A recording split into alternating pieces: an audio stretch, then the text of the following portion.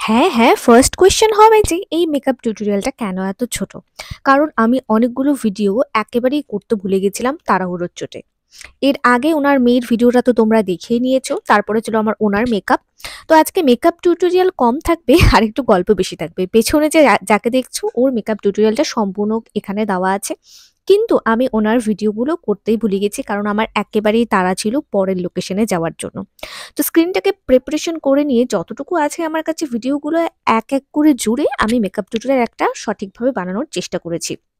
তো দেখো যে জায়গাগুলোতে স্পটস ছিল সেই জায়গাগুলোতে ওখানে অরেঞ্জ কালারটা লাগিয়েছি। বলে রাখি যে উনি ৩০ বছরের অ্যানিভার্সারি মেকআপও কিন্তু আমার কাছে করেছিলেন। তারপর উনার এতটাই পছন্দ হয়েছে যে তারপর উনি আমাকে আবার ডেকেছেন। এরকম আন্তরিকতা সব জায়গায় পেলে আর কি চাই একজন মেকআপ আর্টিস্টের। তো আমি ২য় বার উনাকে সাজাতে চলে গেছিলাম উনার বাড়িতে এবং এবারও উনাকে ভীষণ সুন্দর লাগছিল সাজার পর। তো সেকেন্ড লুকটা ওনার কিছুটা পিঙ্ক কালারের মধ্যে ছিল। তো দেখো অলরেডি ওনার মুখে আমি ফাউন্ডেশন সেট ফেট করে এরপরে আমি ব্লাশ লাগাচ্ছিলাম।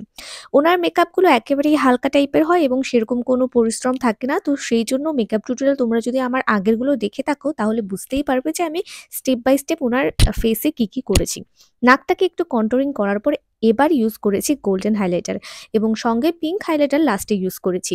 তারপর মেকআপ সেটিং স্প্রে দিয়ে ওনার মুখে মেকআপটা আমি পুরোপুরি সেট করার পর আই মেকআপে চলে গেলাম। আই মেকআপ আজকে আমার ডিমান্ড ছিল ব্রাউনের মধ্যে করতে হবে এবং একটুখানি যেন স্মোকি লুক দেয়। ফুল স্মোকি একেবারেই নয়। তো আমি ব্রাউন কালার দিয়ে ক্রিজ লাইনটা করে আউটার কর্নারে একটুখানি কালো রঙের আইশ্যাডো দিয়ে একটু স্মাচ করে দিয়েছিলাম এবং তাতেই কিন্তু ওনার ব্ল্যাক স্মোকি লুক চলে আসে। এরপরে মাস্কারা লাগিয়ে আইল্যাশ লাগানোর পর দেখো যে ওনার চোখের নিচে কাজল দেবার পর এই যে উনি চোখের আউটার কর্নারে দেখো যে ব্ল্যাক লাগানোর পরে তারপরে উনি স্যাটিসফাইড হন এবং উনিও মেকআপ সম্পর্কে অনেক কিছু জানেন। এটা আমি আগের ভিডিওতেই বলেছি। ভীষণ ভালো মানুষ। তো উনার কিছুটা মতামত ওনারটাও গ্রহণ করে আমি ওনার মেকআপটা করছিলাম।